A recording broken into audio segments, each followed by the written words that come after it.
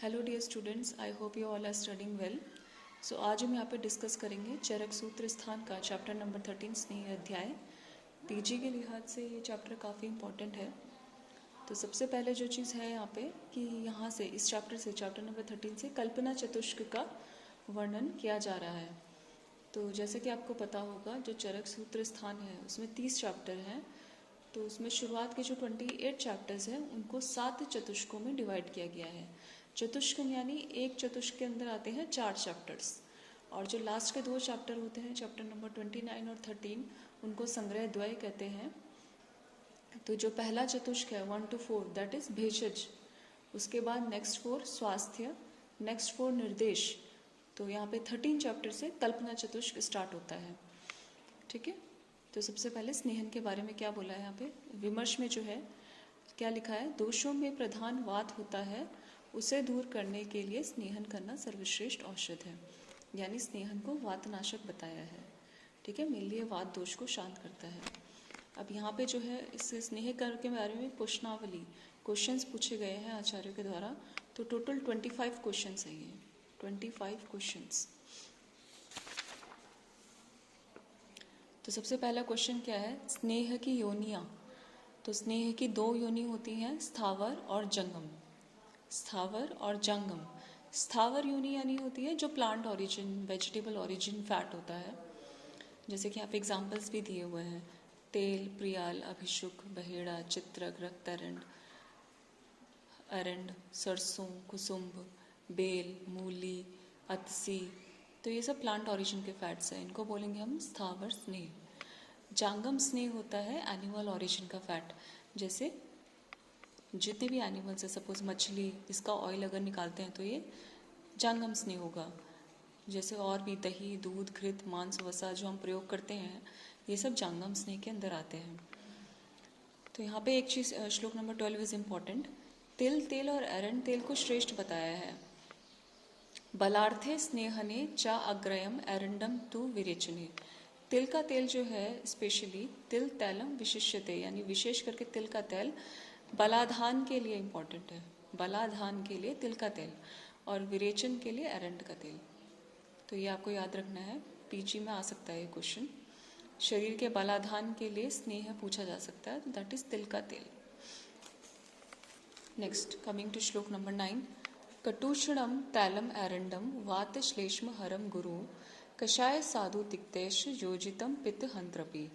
यहाँ पे जो एरंड का तेल है उसके गुण दिए हुए हैं। तो एरंड का तेल कैसा होता है, कटु, उष्ण, वात श्लेष्म हर, वात कफनाशक होता है, गुरु होता है एरंड का तेल। एरंड का तेल गुरु होता है। कषाय स्वादु तिक्तकेश योजितम पित्त हंत्रपी, यानी अगर एरंड के तेल में कषाय, मधुर और तिक्त रस के पदार्थों को हम युक्त संस्कार कर दें या उसको एरंड तेल से युक्त कर दें तो फिर इस तरह का तेल फिर पित्तनाशक हो जाता है। ठीक है, वैसे जो है ये तेल वात कफ हर है, लेकिन अगर इसमें हम कषाय, स्वादु, तिक्त रस जो है संस्कारित कर दें तो ये पित्तनाशक होता है। तो दिस इज एम्प्टी क्वेश्चन। ठीक है, ये आ सकता है इससे क्वेश्चन। नेक्स्ट स्नेह के भेद। तो जो स्नेह की योनियाँ हैं वो 2 होती हैं। स्नेह के भेद कितने होते हैं, 4। घृत, तैल, वसा और मज्जा। ये 4 स्नेह सभी स्नेहों में उत्तम माने जाते हैं, और इन चारों स्नेह में भी घृत को सबसे श्रेष्ठ माना गया है।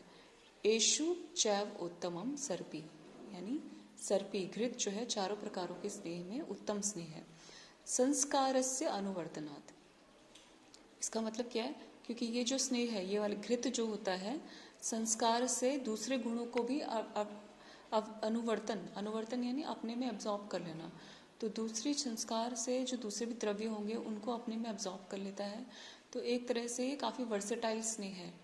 आप इसको जिस तरह से यूज़ करना चाहो वैसा उसमें संस्कार करके आप इस स्नेह को यूज़ कर सकते हैं, इसलिए इसे श्रेष्ठ बताया गया है।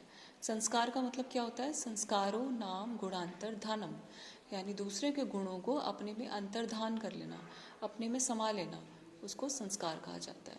ठीक है, चक्रपाणी ने इसका क्या एक टीका दी है, न अन्य स्नेहस्तथा कश्चित संस्कारम अनुवर्तते यथा सर्पिर अतः सर्पी सर्वस्नेहोत्तमम मतम। उन्होंने भी यही कहा है, क्योंकि संस्कार से जो है बाकी दूसरों के गुणों को भी अपने में समा लेता है अनुवर्तित कर लेता है, इसलिए सर्पी जो है सभी प्रकार के स्नेहों में उत्तम माना गया है। ठीक है। नेक्स्ट कमिंग टू श्लोक नंबर 14। घृतम पित्त अनिलहरम रस शुक्र ओजसाम हितम निर्वापणम मृदुकरम स्वर वर्ण प्रसादनम। घृत के यहाँ पे गुण बताए हैं। घृत पित्त और वात, पित्त वात जन्य विकारों का नाशक, पित्त वात जन्य दोषहर होता है। रस के लिए, शुक्र के लिए और ओज के लिए हितकारी है। ठीक है, रस शुक्र और ओज के लिए हितकारी है। निर्वापण करता है। निर्वापण, निर्वापण मतलब होता है दाह शामक। मृदुकरम, मृदुता लाता है, कोमलता लाता है। स्वर वर्ण प्रसादनम, स्वर और वर्ण का प्रसादन करता है। ठीक है, तो निर्वापण आप सकता है। यहाँ पे कई बार आता है चारों स्नेह दे दिए जाएंगे और आपसे पूछा जाएगा निर्वापण कर्म किस स्नेह का है, तो घृत का है। ठीक है, रस शुक्र और ओज का पूछा जा सकता है कि रस शुक्र ओज के लिए हितकारी कौन सा स्नेह है, तो घृत है। स्वर वर्ण का प्रसाद करने वाला घृत। नेक्स्ट तेल के गुण। मारुतघ्नम नाचा श्लेष्म वर्धनम, वात शामक है लेकिन कफ को बढ़ाने वाला नहीं है। ठीक है, नाचा श्लेष्म वर्धनम, ये इंपॉर्टेंट टर्म है। बल वर्धनम, बल को बढ़ाने वाला।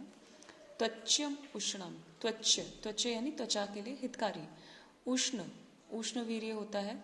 स्थिर कर्म, शरीर में स्थिरता लाने वाला। तैलम योनि विशोधनम, तो योनि विशोधनम इंपॉर्टेंट है यहाँ पे, इसको आप मार्क कर लीजिएगा। नेक्स्ट कमिंग टू वसा के गुण। विद्ध भग्न आहत भ्रष्ट योनि कर्ण शिरो रुचि। तो सबसे पहले भग्न के लिए कई बार क्वेश्चन आ चुका है ये कि भग्न के लिए हितकारक कौन सा स्नेह है, वसा। भ्रष्ट योनि, सॉरी अहित भ्रष्ट योनि कर्ण, यानी भ्रष्ट यानी हो गया यहाँ पे चोट लगने पर, योनि भ्रंश होने पर, योनि भ्रंश यानी प्रोलैप्स, कर्णशूल और सिर में वेदना होने पर, पुरुषार्थ की वृद्धि के लिए हितकर, शरीर को स्निग्ध करने के लिए, और जो लोग अधिक व्यायाम करते हैं उन लोगों के लिए वसा हितकर होती है। कमिंग टू श्लोक। पौरुष उपचय स्नेहे व्यायामे चेष्यते वसा, जो लोग व्यायाम करते हैं। शिरोरुजा इंपॉर्टेंट है यहाँ पे, शिरोरुजा के लिए वसा हितकारी होता है। ठीक है, बद्ध यानी विद्ध होने पर। नेक्स्ट मज्जा के गुण।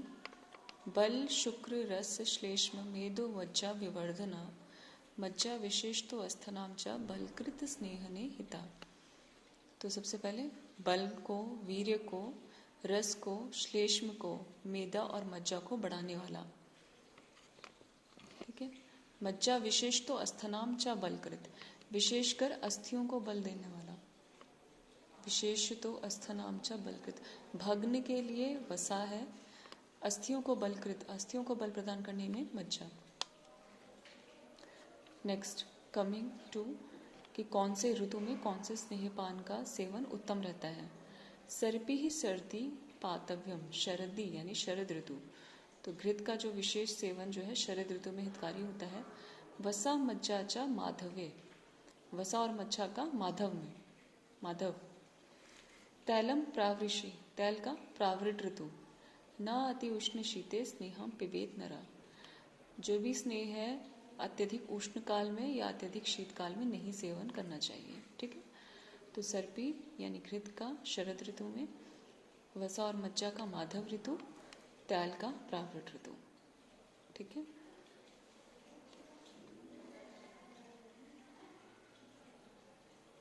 नेक्स्ट यहाँ पे एक वाग्भट के अकॉर्डिंग एक श्लोक है जो इम्पोर्टेंट है। शरीर जानम दोषाणाम क्रमेण परम औषधम वस्ते विरेको वमनम च तैलम घृतम मधु, यानी वस्ती के लिए तेल, विरेचन के लिए घृत और वमन के लिए मधु। ठीक है, ये परम औषध बताई है।